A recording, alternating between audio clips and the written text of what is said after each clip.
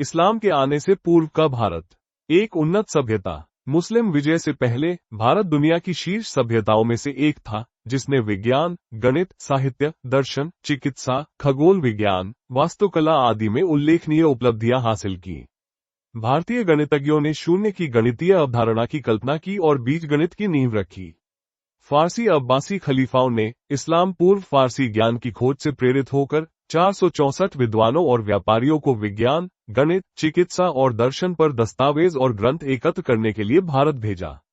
नेहरू के अनुसार चिकित्सा और गणित जैसे विषयों में उन्होंने भारत से बहुत कुछ सीखा। भारतीय विद्वान और गणितज्ञ बड़ी संख्या में बगदाद आए। कई अरब छात्र उत्तर भारत के तक्षशिला गए, जो तब भी चिकित्सा में विशेषज्ञता वाला एक महान विश्वविद्यालय था।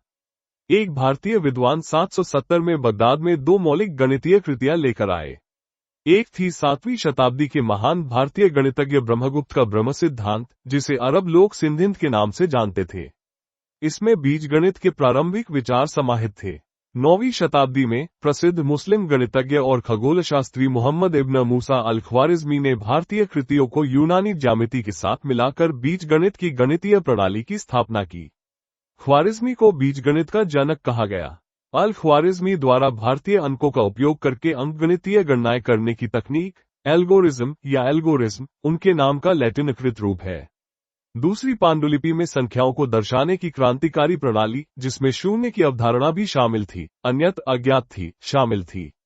मुस्लिम विद्वान इस भारतीय अंकन प्रणाली को भारतीय हिंदी अंक कहते थे। बाद में यूरोपीय लोगों ने इसे अरबी अंक नाम दिया। 466 यद्यपि मुसलमानों ने इन उपलब्धियों में महत्वपूर्ण योगदान दिया, फिर भी वे अक्सर आत्मसंतुष्टि के लिए इन साहित्यिक चोरी का सारा श्रेय अपने ऊपर ले लेते हैं। इस्लाम पूर्व भारत में भव्य और कामुक मूर्तियों के निर्माण और अद्भुत वास्तुकलाओं के निर्माण की एक महान परंपरा थी।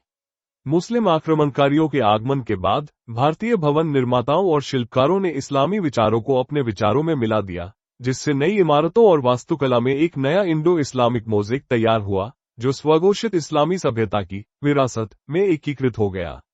अल-बरूनी, मृत्यु 1050, ने इन प्राचीन भारतीय उपलब्धियों में से कई को अपनी प्रसिद्ध कृति इंडिका, जो 1030 में प्रकाशित हुई, में दर्ज किया है। अरबी विद्वान एडवर्ड सचाउ ने 1880 में इस पुस्तक का अनुवाद किया और इसे अल-बरूनी का भारत 1910 शीर्षक से प्रकाशित किया। सचाउ लिखते हैं, अल-बरूनी के लिए हिंदू उत्कृष्ट दार्शनिक, अच्छे गणितज्ञ और खगोलशास्त्री थे। 467 अल-बरूनी गणित में भारतीय उपलब्धियों का सारांश इस प्रकार देते हैं। वे संख्यात्मक संकेतन के लिए अपनी वर्णमाला के अक्षरों का उपयोग नहीं करते, जैसे हम हिब्रू वर्णमाला के क्रम में अरबी अक्षरों का उपयोग करते हैं। हम जिन संख्यात्मक चिन्हों का उपयोग करते हैं, वे हिंदू चिन्हों के सर्वोत्तम रूपों से प्राप्त होते हैं।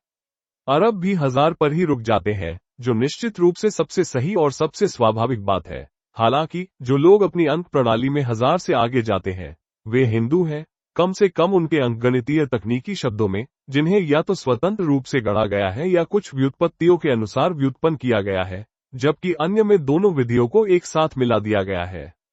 वे धार्मिक कारणों से संख्याओं के क्रमों के नामों को 18वें क्रम तक बढ़ाते हैं। गणितज्ञों को सभी प्रकार की व्युत्पत्तियों के साथ व्याकरणविदों द्वारा सहायता प्रदान की जाती है। अल-बरूनी के अनुसार भारतीय विद्या, जैसे कि कलिला और दिमना की दंतकथाएं और प्रसिद्ध चरक सहित चिकित्सा पर पुस्तकें, अरब जगत में या तो संस्कृत से अरबी में सीधे अनुवाद के माध्यम से या पहले फारसी में और फिर फारसी से अरबी में अनुवाद के माध्यम से आए। सचाओ का भी मानना है कि भारत से बगदाद में ज्ञान का आगमन दो अलग अलग चरणों में हुआ, जिसके बारे में वे लिखते हैं। चूंकि सिंध वास्तव में खलीफा मंसूर 753-74 के शासन के अधीन था, इसलिए भारत के उस हिस्से से बगदाद में दूतावास आए और उनमें विद्वान भी थे, जो अपने साथ दो पुस्तकें, ब्रह्मगुप्त का ब्रह्म सिद्धांत और उनका खनखाद्य अरकंडा, लाए थे।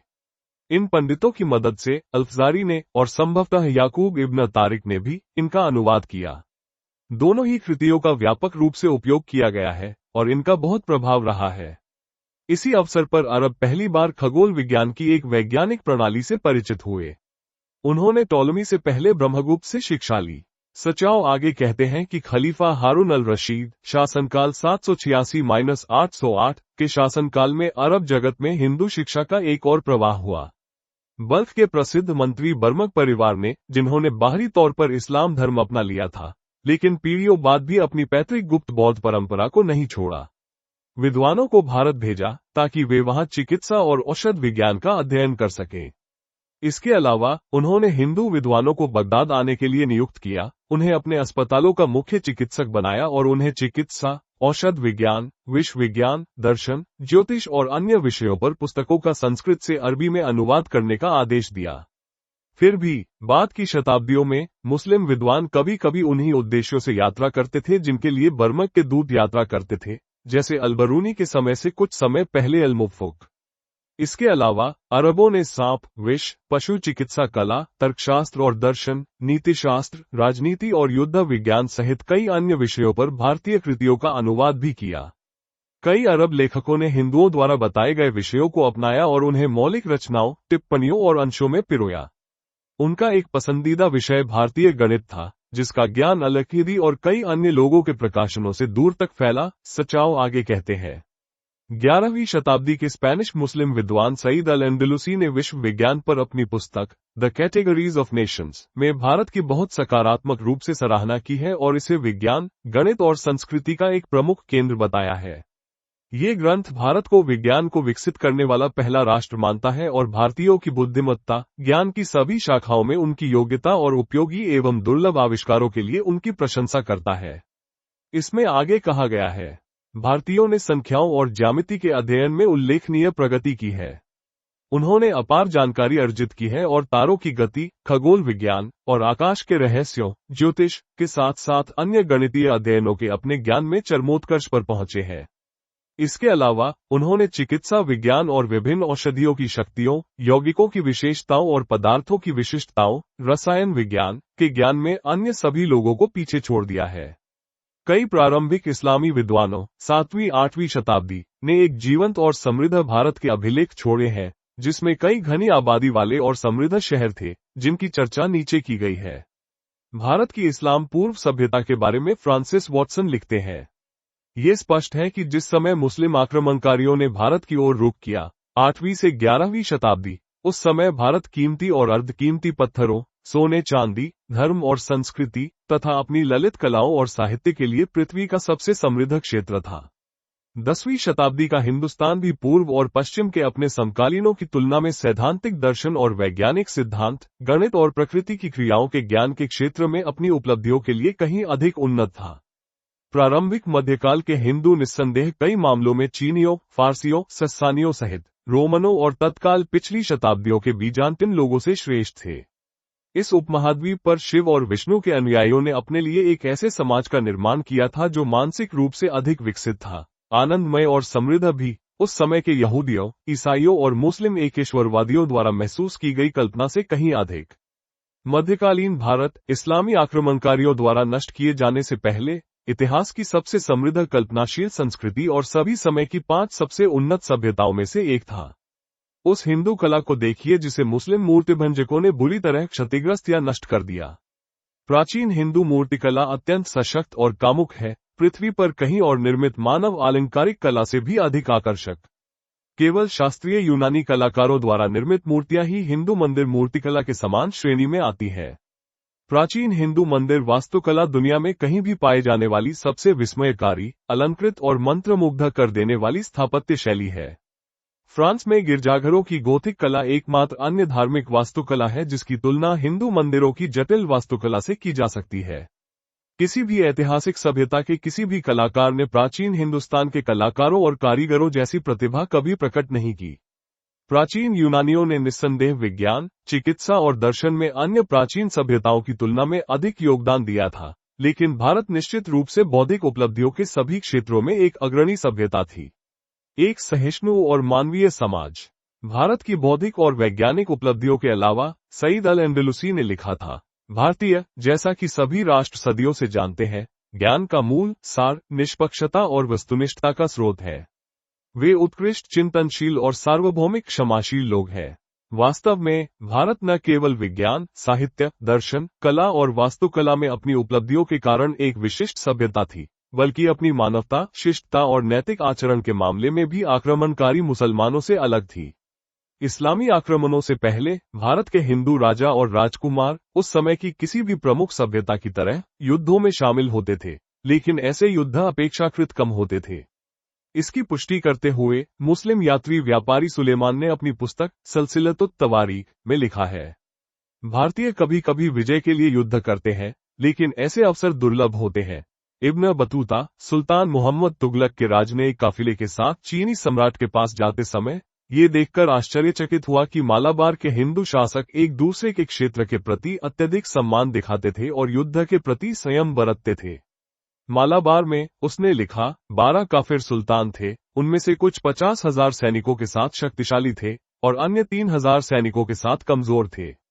फिर भी उनके बीच कोई मतभेद नहीं था और शक्तिशाली कमजोर की संपत्ति हड़पने की इच्छा नहीं रखता था। मुस्लिम आक्रमणकारियों ने भारत में और अन्यत्र न केवल हिंदुओं के विरुद्ध बल्कि आपस में भी निरंतर युद्ध छेड़ रखा था। उनके पूरे इस्लामी शासनकाल के दौरान पूरे भारत में मुस्लिम सेनापतियों, सरदारों और राजकुमारों द्वारा निरंतर विद्रोह होते रहे। बतूता का आश्चर्य स्वाभाविक है।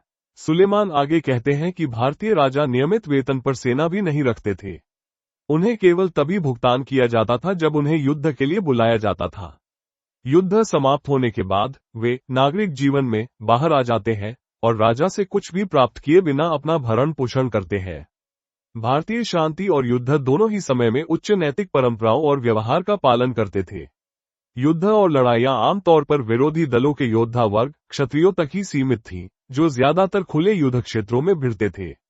वे एक आचार संहिता का पालन करते थे और जीत या भौतिक लाभ के लिए उसका त्याग करना मृत्यु से भी बदतर शर्म की बात मानी जाती थी। यहाँ तक कि प्रसिद्ध मुस्लिम इतिहासकार अल-इदरीसी ने भी लिखा है कि हिंदू कभी न्याय से विचलित नहीं हुए, जिसकी चर्चा नीचे की गई है। धार्मिक शिक्षकों और पुजारियों और गैर लड़ाकू लोगों, विशेषकर महिलाओं और बच्चों को आमतौर पर युद्धों में बिना किसी परेशानी के छोड़ दिया जाता था। धार्मिक प्रतीकों और प्रतिष्ठानों अर्थात मंदिरों, गिरजाघरों और मठों और नागरिक बस्तियों पर आमतौर पर हमला नहीं किया जाता था, उन्हें लूटा या लूटा नहीं जाता था। युद्ध की लूट इस्लामी पवित्र युद्ध की एक प्रमुख दैवीय स्वीकृत वस्तु इस्लाम पूर्व भारत में युद्ध और विजय का हिस्सा नहीं थी। पराजित पक्ष की महिलाओं को आमतौर पर बंदी नहीं बनाया जाता था या उनकी पवित्रता का उल्लंघन नहीं किया जाता था, जो अन्य समकालीन सभ्यताओं, उदाहरण के लिए चीन और ग्रीस में प्रचलित प्रथा के विपरीत था। व्यापारी सुलेमान भारतीय युद्धों के कुछ नैतिक आचरणों की पुष्टि करते हैं। वे कहते हैं, जब कोई राजा किसी पड़ोसी राज्य को अपने अधीन करता है तो वह उस पर उस मृत राजकुमार के परिवार के किसी व्यक्ति को नियुक्त करता है जो विजेता के नाम पर शासन चलाता है। निवासी इसे अन्यथा नहीं होने देते। 10वीं शताब्दी के मुस्लिम इतिहासकार अबू ज़ैदु अल हसन ने ज़बाज, श्रीविजय या जावा के महाराजा द्वारा कुमार, खमेर राज्य की विजय के बारे में लिखा।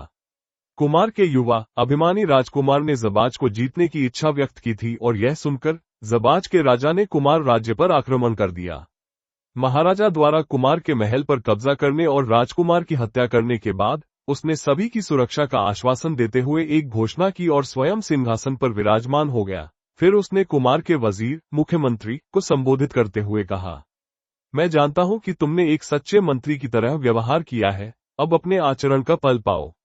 मैं जानता हूं कि तुमने अपने स्वामी को अच्छी सलाह दी है, अगर वो उस पर अमल करते। सिंहासन पर बैठने के लिए किसी योग्य व्यक्ति की तलाश करो और इस मूर्ख व्यक्ति के स्थान पर उसे सिंहासन पर बिठाओ। इसके बाद महाराजा तुरंत अपने देश लौट गए और न तो उन्होंने और न ही उनके किसी भी सैनिक ने कुमार के राजा की किसी भी वस्तु को छुआ।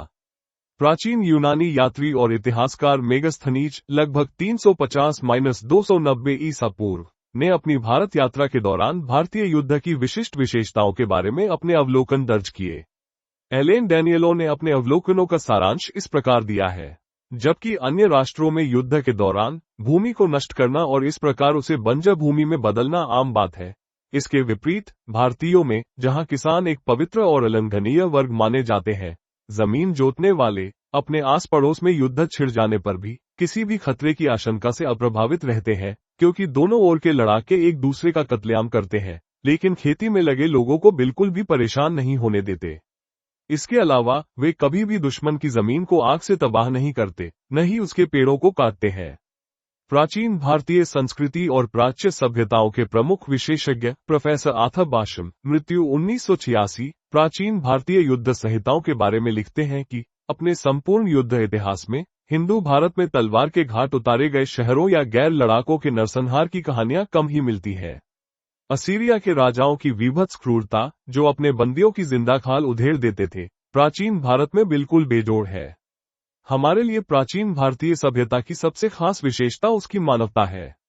7वीं शताब्दी में चीन से नालंदा विश्वविद्यालय आए बौद्ध तीर्थयात्री हवेन सांग ने लिखा है कि भारत के शासक राजाओं के बीच पर्याप्त प्रतिद्वंद्विता के बावजूद देश को ज्यादा नुकसान नहीं पहुंचा। 4वीं शताब्दी में भारत आए चीनी तीर्थयात्री फैक्सियन भारतीयों की शांति, समृद्धि और उच्च संस्कृति पर अचंभित थे।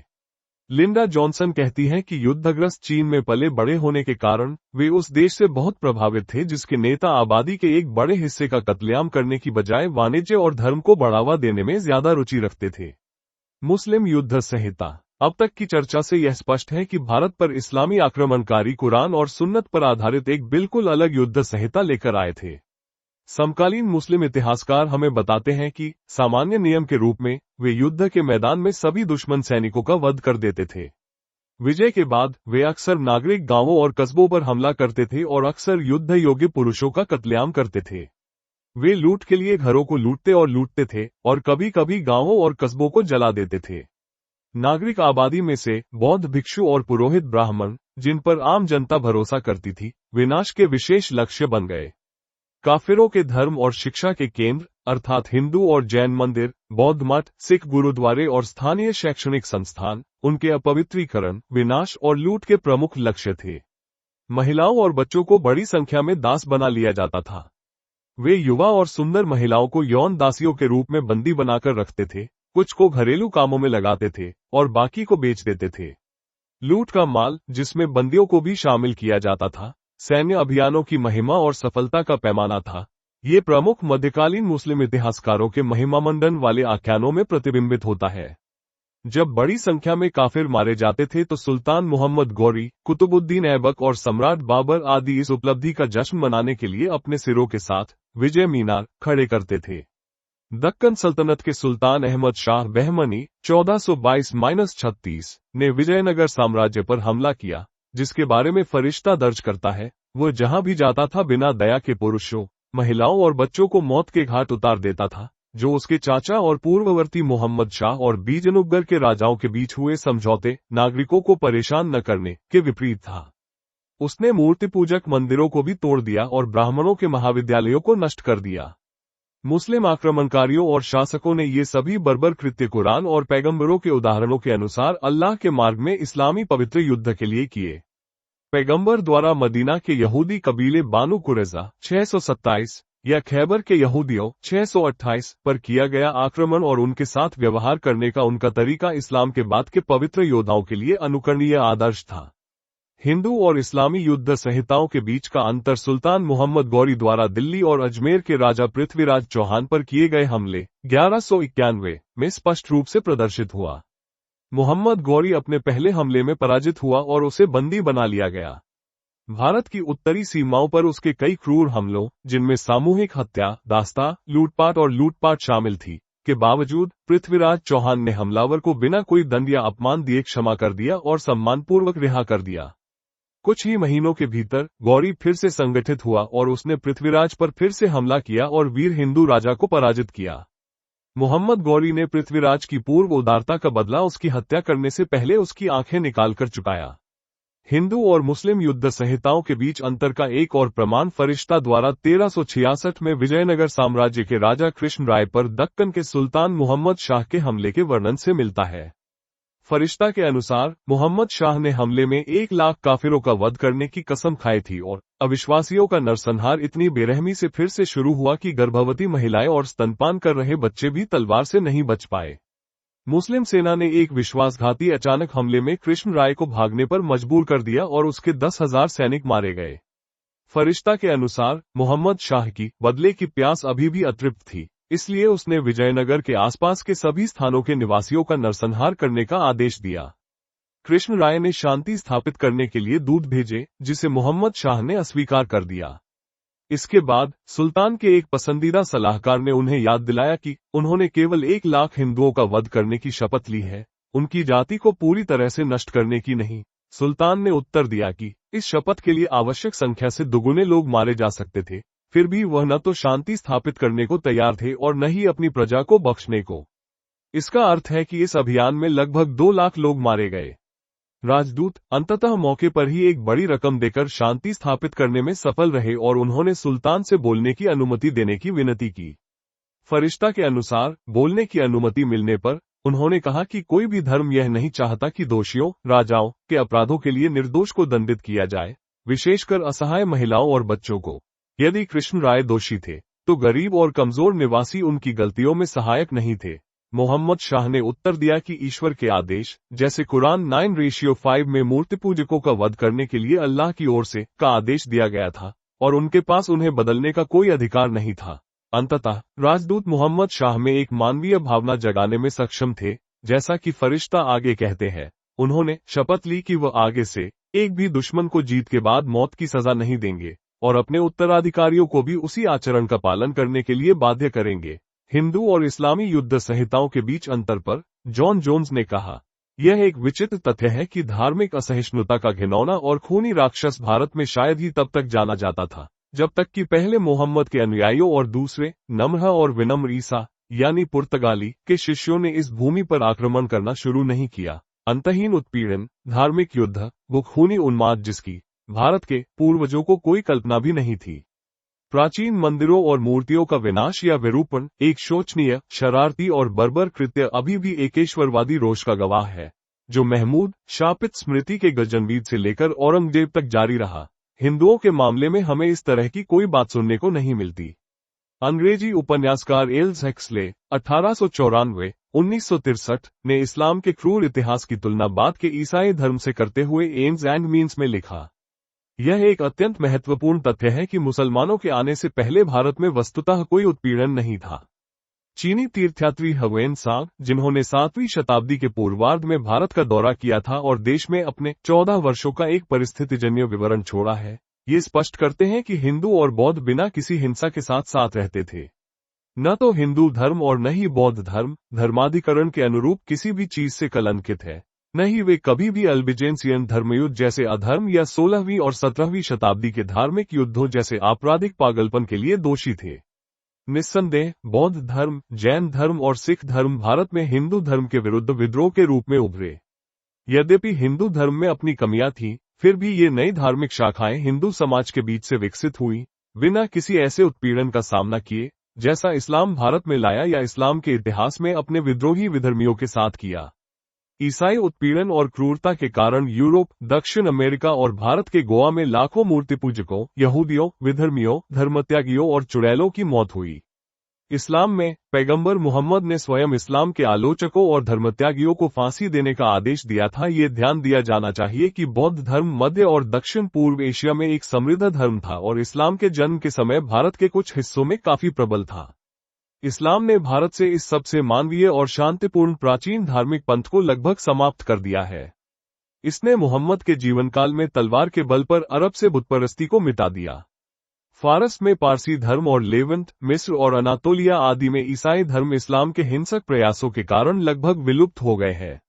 ये ध्यान दिया जाना चाहिए कि इस्लाम के क्रूर उत्पीड़न से बचने के लिए हजारों जोरोस्ट्रियन फारसी भारत भाग गए, जहां हिंदू समाज द्वारा स्वागत किया गया।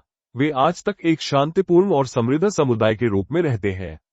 हालांकि बाद में मुस्लिम आक्रमणकारियों द्वारा भारत पर कब्जा करने के बाद उन्हें भारत में भी इस्लामी उत्पीड़न का सामना करना पड़ा और तबकात-ए-अकबरी के लेखक इतिहासकार निजामुद्दीन अहमद के अनुसार उसने कई कस्बों और किलों पर विजय प्राप्त की और उनमें से एक शहर बहुत घनी आबादी वाला था, जहां खुरासानी वंश फारसी की एक जनजाति रहती थी, जिसे अफरासिया ने अपने मूल देश से निकाल दिया था। ये पूरी तरह से नष्ट हो गया। वो कम से कम 1 लाख बंदी बनाकर ले गया। मुस्लिम इतिहासकारों की नजर में भारतीय सहिष्णुता, भारतीयों की मानवता, सहिष्णुता और शिष्टता ने मुस्लिम इतिहासकारों का भी ध्यान आकर्षित किया। अरब भूगोलवेत्ता अबू जैद ने 9वीं शताब्दी के उत्तरार्ध में भारतीय सभ्यता के विस्तार, सारनदीप, श्रीलंका के शासकों और लोगों के बारे में लिखा था कि सारनदीप में यहूदियों और अन्य धर्मों, विशेषकर मनीची लोगों के कई उपनिवेश हैं। राजा प्रत्येक संप्रदाय को अपने धर्म का पालन करने की अनुमति देता है, प्रसिद्ध मुस्लिम इतिहासकार और यात्री अल मसूदी ने 10वीं शताब्दी के आरंभ में लिखते हुए अपने राज्य के मुस्लिम प्रवासियों के प्रति सबसे शक्तिशाली भारतीय राजा बलहारा के व्यवहार का वर्णन किया है। उन्होंने बलहारा, राष्ट्रकूट वंश, दक्षिण भारत को दुनिया के 3 महानतम सम्राटों, बगदाद के खलीफा, चीन और कॉन्स्टेंटिनोपल के सम्राटों की श्रेणी में रखा। मुसलमानों के प्रति बलहारा के व्यवहार के बारे में अल मसूदी ने लिखा, सिंध और भारत के सभी राजाओं में बलहारा से अधिक मुसलमानों का सम्मान करने वाला कोई नहीं है। उनके राज्य में इस्लाम का सम्मान और संरक्षण किया जाता है। अल मसूदी 916-17 द्वारा बंबई के निकट एक विशाल मुस्लिम समुदाय का वर्णन पहले ही उल्लेखित है, जिसे अरब और इराकी काली मिर्च और मसाला व्यापारियों ने बसाया था, जो वहां बस गए थे। इस मुस्लिम समुदाय को स्थानीय राजा द्वारा कुछ हद तक राजनीतिक स्वायत्तता प्रदान की गई थी और उन्होंने स्थानीय आबादी के साथ काफी हद तक विवाह किए। बलहारा के राज्य में मुसलमानों की स्थिति के बारे में अल इस्तेहकरी ने लगभग 951 लिखा, ये काफिरों का देश है, लेकिन इसके शहरों में मुसलमान हैं और बलहारा की ओर से केवल मुसलमान ही उन पर शासन करते हैं। 10वीं शताब्दी के प्रसिद्ध अरब यात्री और भूगोलवेत्ता तथा प्रसिद्ध ग्रंथ सूरत अल अर्द या पृथ्वी का चेहरा 977 के लेखक इब्न हौकल ने खंभात और सैमूर के बीच के क्षेत्र में यात्रा करते समय देखा कि यहाँ के निवासी मूर्ति पूजक थे, लेकिन स्थानीय राजकुमार मुसलमानों के साथ बहुत सम्मान से पेश आते थे। वे अपने ही धर्म के लोगों द्वारा शासित थे। उन्होंने इन काफिर शहरों में अपनी मस्जिदें बनवाई थी और उन्हें नमाज के समय की घोषणा करके अपनी सभाओं को बुलाने की अनुमति थी। अल इदरीसी भी बलहारा के क्षेत्र में मुसलमानों के साथ किए जाने वाले व्यवहार का ऐसा ही विवरण देते हैं। इस शहर में बड़ी संख्या में मुसलमान व्यापारी व्यापार के लिए आते हैं। राजा और उनके मंत्री उनका सम्मानपूर्वक स्वागत करते हैं और उन्हें सुरक्षा और संरक्षा मिलती है।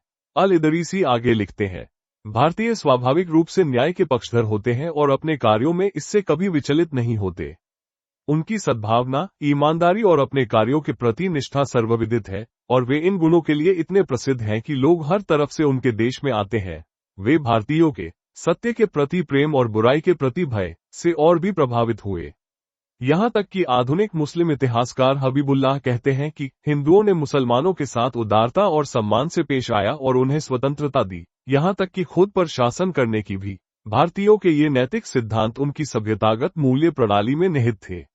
ऐसा प्रतीत होता है कि राजा अशोक एक महान विजेता बनने की अपनी महत्वाकांक्षा में इन सिद्धांतों से भटक गए थे। हालांकि कलिंग विजय में हुई क्षति से वे स्तब्ध रह गए, जिसमें लगभग 1 लाख सैनिक और आम लोग मारे गए। इसके बाद वे एक महान मानवतावादी बन गए और युद्धों से भयभीत रहते थे। वे एक घोषित युद्ध विरोधी कार्यकर्ता बन गए।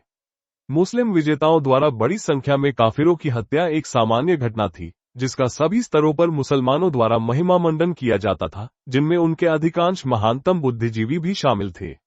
स्पष्टतः भारतीय शासकों ने क्रूर मुस्लिम आक्रमणकारियों के हाथों भयानक क्रूरता सहने के बावजूद मुसलमानों के प्रति उदारता, मानवता और शिष्टता का परिचय दिया। यह उदारता और शिष्टता बहुत पहले ही प्रदर्शित हो गई थी, जब खलीफा अल मुतासिम 833-42 के शासनकाल में हिंदुओं ने विद्रोह कर सिंध से मुस्लिम शासकों को खदेड़ दिया था। 2 शताब्दियों से भी अधिक समय तक अपने मंदिरों के विनाश, लूटपाट, दास्ता और अपवित्रता का सामना करने के बावजूद हिंदू उस मस्जिद का सम्मान करते थे, जहां शहर के मुसलमान हर शुक्रवार को अपने दैनिक पाठ और खलीफा की प्रार्थना के लिए आते थे। मुस्लिम काल में हिंदू शासकों की सहिष्णुता और शिष्टता। भारतीय शासकों ने इस्लामी प्रभुत्व के अंतिम दिनों तक मुसलमानों के प्रति हिंदू सहिष्णुता, उदारता और शिष्टता के सिद्धांत का पालन किया। इस समय तक मुस्लिम आक्रमणकारियों ने हिंदुओं पर भयानक क्रूरता की थी और कुछ हिस्सों में लगभग 1 सहस्राब्दी तक उनके धर्म का विनाश किया था। भारत में मुस्लिम शासन के दौरान साहसी भारतीय राजकुमारों और आम लोगों ने मुस्लिम आक्रमणकारियों के विरुद्ध विद्रोह करते हुए कभी कभी हिंदू राज्यों का उदय किया।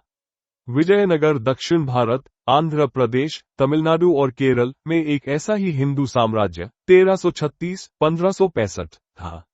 मुस्लिम शासकों द्वारा लगातार आक्रमण के अधीन ये कभी कभी स्वतंत्र रहा और कभी कभी मुस्लिम अधिपतियों को कर देता रहा। फिर भी विजयनगर उस समय विश्व के सबसे महान साम्राज्यों में से एक बन गया। हेरात के अब्दुल रज्जाक, जो 1443 में मध्य एशिया के मंगोल खान के दूत के रूप में विजयनगर आए थे, ने लिखा था, ये शहर ऐसा है कि पूरी धरती पर इसके जैसा कोई स्थान न तो आंखों ने देखा है और न ही कानों ने सुना है। एक पुर्तगाली यात्री जो 1522 में विजयनगर आया था, ने इसे रोम जितना विशाल और देखने में बहुत सुंदर पाया था। ये दुनिया का सबसे अच्छी तरह से सुसज्जित शहर था।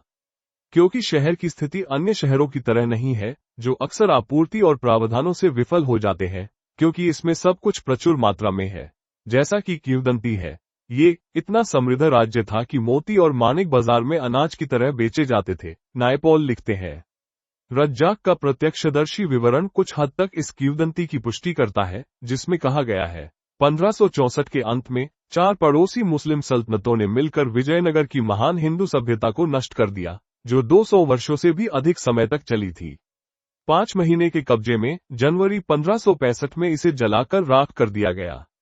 अंग्रेज इतिहासकार रॉबर्ट सेवल ने इस विनाश का वर्णन करते हुए लिखा है कि इतना शानदार शहर समृद्धि की प्रचुरता में धनी और मेहनती आबादी से भरा हुआ, बर्बर नरसंहार और भयावहता के दृश्यों के बीच कब्जा कर लिया गया, लूट लिया गया और खंडहर में तब्दील कर दिया गया। भागते हुए हिंदुओं के नरसंहार और लूटपाट के बारे में फरिश्ता लिखते हैं, नदी उनके खून से लाल हो गई थी। सर्वश्रेष्ठ विद्वानों का अनुमान है कि इस कार्रवाई और पीछा करते हुए 1 लाख से ज्यादा काफिर मारे गए। लूट इतनी ज्यादा थी कि सहयोगी सेना का हर व्यक्ति सोने, जवाहरात, तंबू, हथियारों, घोड़ों और दासों से समृद्ध हो गया। आइए हम विजयनगर के राजाओं की सहिष्णुता पर लौटते हैं। मुस्लिम हमलों को रोकने के लिए अपनी सेना को मजबूत करने के लिए राजा देवराया द्वितीय 1419-49 फरिश्ता दर्ज करते हैं ने अपने राज्य के मुसलमानों को अपनी सेवा में भर्ती करने, उन्हें जागीरें आवंटित करने और बीजनगर विजयनगर शहर में उनके उपयोग के लिए एक मस्जिद बनाने का आदेश दिया। उन्होंने ये भी आदेश दिया कि कोई भी उन्हें अपने धर्म का पालन करने में परेशान न करे और इसके अलावा उन्होंने अपने सिंहासन के सामने एक समृद्ध मेज पर कुरान रखने का आदेश दिया, ताकि वफादार मुसलमान उनके कानूनों के खिलाफ पाप किए बिना उनकी उपस्थिति में अपनी श्रद्धा का अनुष्ठान कर सकें।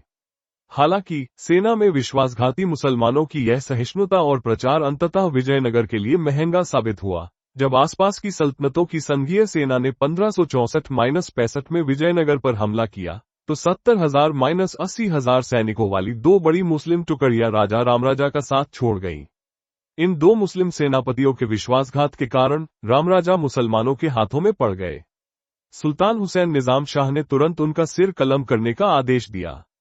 इसके परिणामस्वरूप विजयनगर का पतन हुआ, जैसा कि सीजर फ्रेडरिक ने उल्लेख किया, जिन्होंने 2 साल बाद 1567 में उस स्थान का दौरा किया था।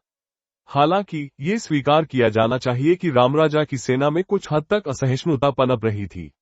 वो बहुत शक्तिशाली हो गए थे और पड़ोसी मुस्लिम सल्तनतों के क्षेत्रों पर कब्जा करना शुरू कर दिया था, जिससे उनके अस्तित्व को खतरा पैदा हो गया था।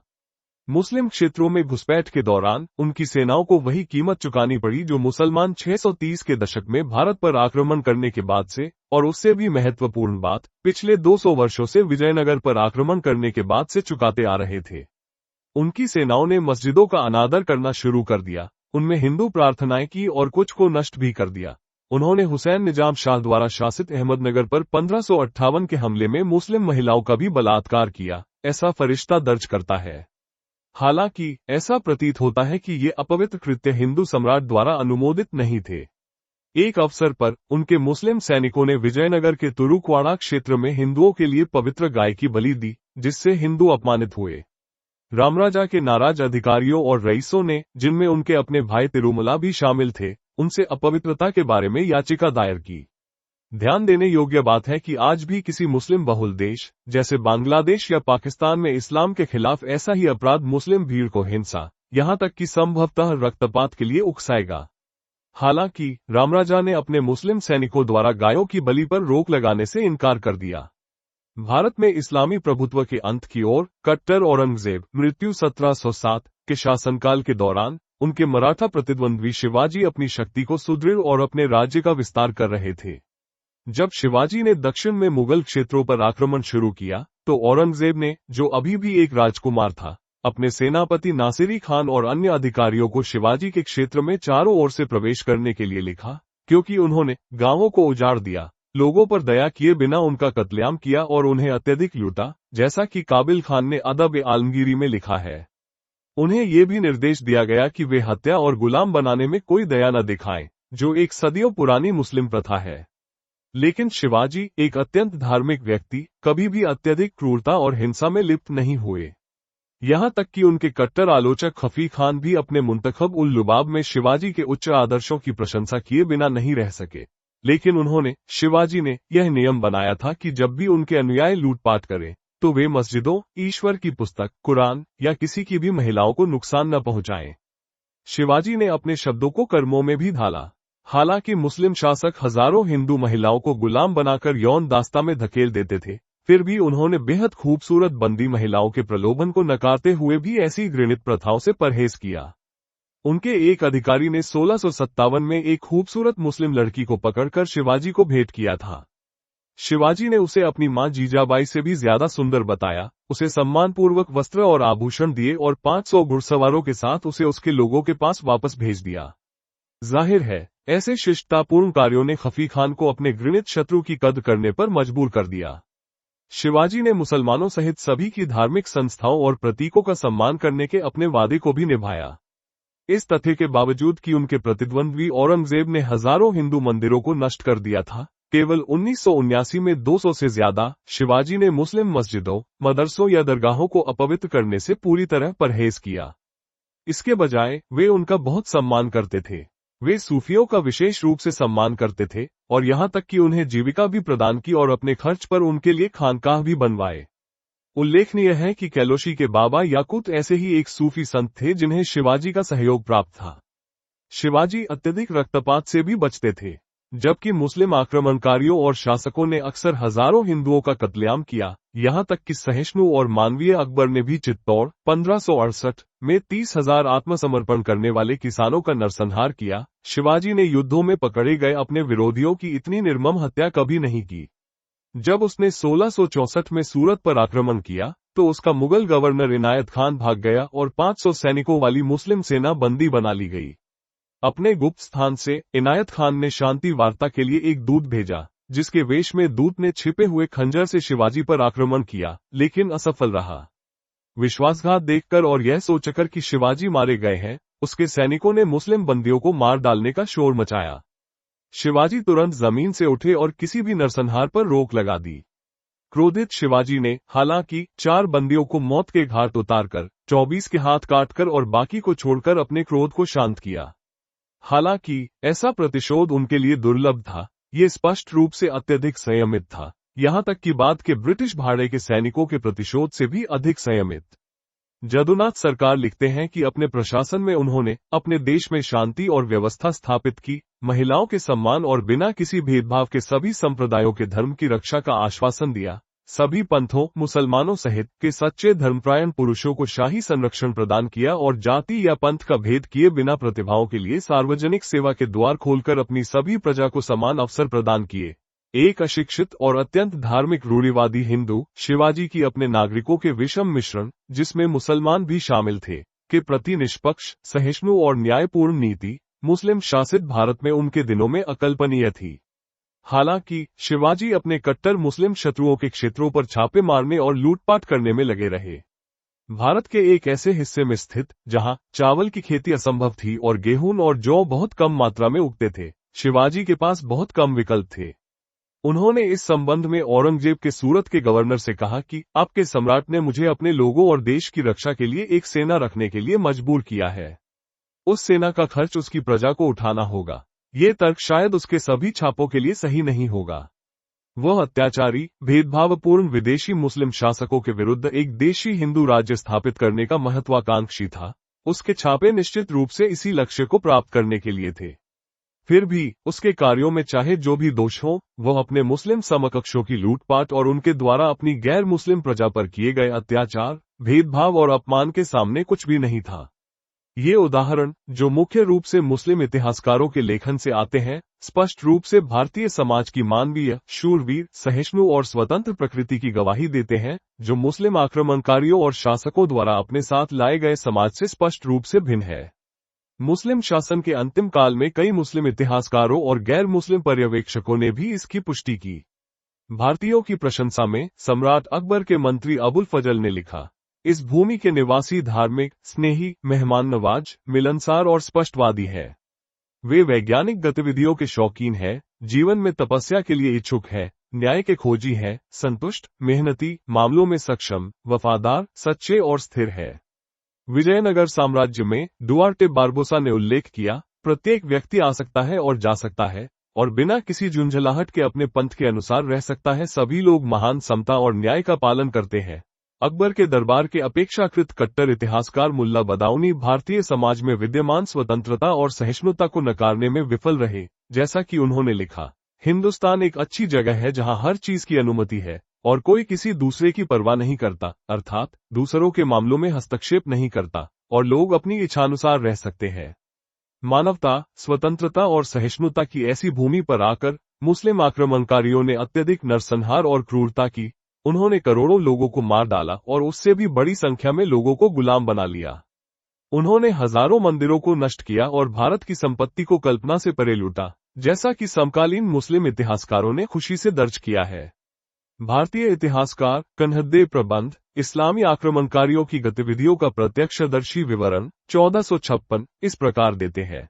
विजेता सेना ने गांवों को जला दिया, भूमि को तबाह कर दिया, लोगों की संपत्ति लूट ली, सभी वर्गों के ब्राह्मणों, बच्चों और महिलाओं को बंदी बना लिया, कच्ची खाल के फीतों से पीटा, अपने साथ एक चलती फिरती जेल ले गए और कैदियों को चापलूस तुर्कों में बदल दिया। मुस्लिम आक्रमणकारियों ने अपने धार्मिक कर्तव्य को पूरा करने के उद्देश्य से ऐसी बर्बरता की। रूढ़िवादी उलेमाओं के साथ साथ सूफी धर्मगुरुओं ने भी भारत में मूर्ति पूजा और अविश्वास की गंदगी को पूरी तरह से समाप्त करने में विफल रहने के लिए अक्सर मुस्लिम शासकों की निंदा की। उदाहरण के लिए काजी मुगीसुद्दीन ने सुल्तान अलाउद्दीन को याद दिलाया कि हिंदू सच्चे पैगंबर के सबसे घातक दुश्मन थे, जिन्हें या तो मिटा दिया जाना चाहिए या सबसे बुरी तरह अपमानित किया जाना चाहिए।